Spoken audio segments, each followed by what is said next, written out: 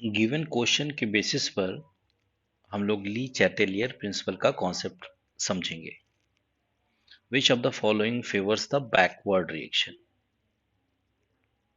Decreasing the concentration of the reactant, increasing the concentration of one of the reactant, increasing the concentration of one or more of the products, removal of at least one of the products at regular intervals।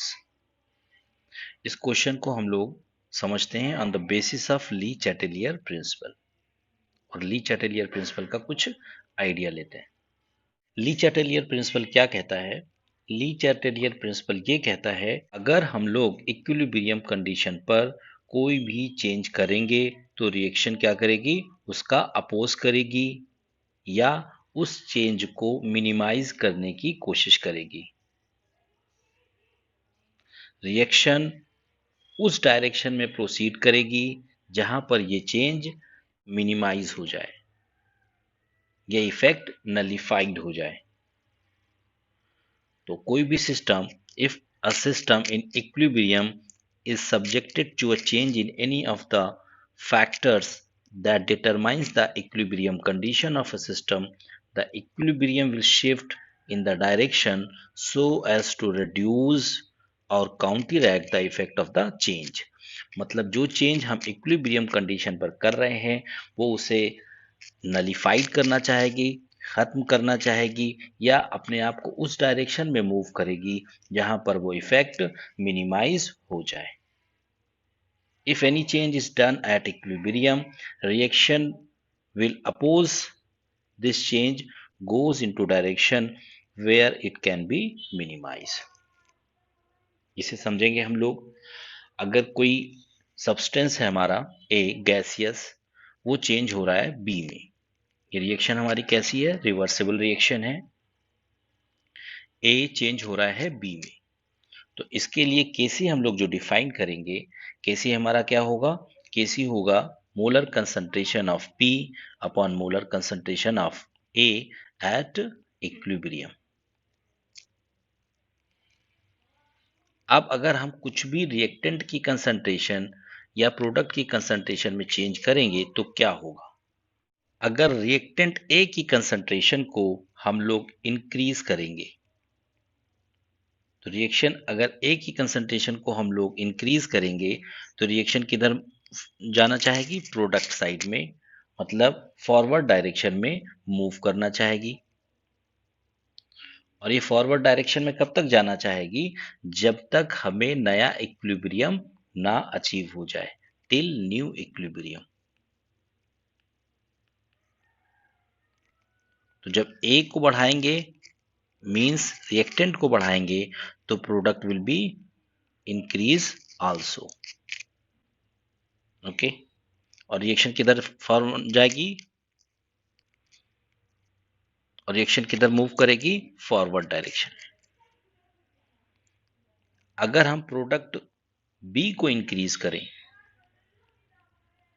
Means molar concentration of B को अगर increase करें, तो जब अगर B को increase करेंगे तो भी ए भी इंक्रीज होना चाहिए। केसी ये शो कर रहा है, केसी रेशियो क्या है? B upon A at equilibrium, molar concentration of the product and reactant at equilibrium. तो बी को इंक्रीज करेंगे तो ए भी इंक्रीज होगा। तो जब बी को इंक्रीज करेंगे तो रिएक्शन किधर जाएगी? बैकवर्ड डायरेक्शन में जाएगी। अब थर्ड कंडीशन इसमें क्या हो सकती है? अगर हम लोग रिएक्टेंट ए को डिक्रीज करें, अगर रिएक्टेंट ए को डिक्रीज करेंगे तो हमारा क्या होना चाहिए? बी भी डिक्रीज होना चाहिए।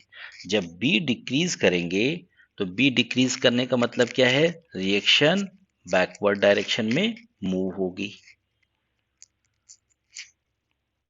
अगर हम प्रोडक्ट बी को डिक्रीज करके देखें, अगर हम लोग प्रोडक्ट बी को डिक्रीज करेंगे तो ए क्या हो जाएगा? ए भी डिक्रीज करेगा। तो ए डिक्रीज करने के लिए ए कैसे डिक्रीज होगा? जब रिएक्शन फॉरवर्ड डायरेक्शन में मूव करे।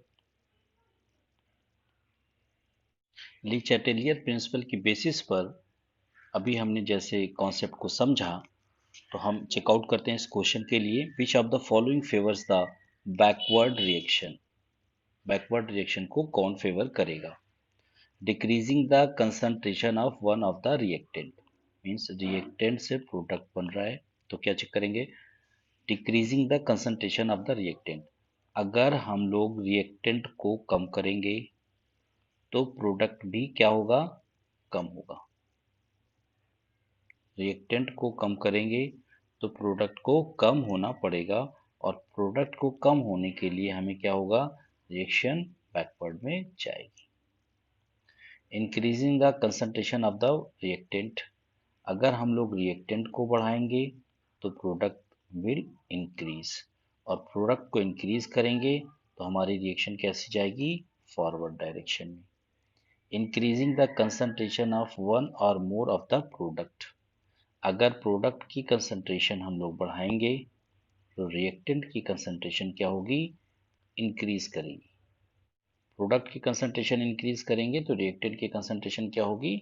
इंक्रीज करेगी, और रिएक्शन कैसे जाएगी? बैकवर्ड डायरेक्शन में। और प्रोडक्ट्स को हटाएंगे मीन्स प्रोडक्ट क्या करें, हम कम कर रहे हैं, तो रिएक्टेंट क्या होगा? रिएक्टेंट भी कम होगा, और जब रिएक्टेंट कम होगा इसका मतलब क्या है? रिएक्शन फॉरवर्ड डायरेक्शन में मूव करेगी।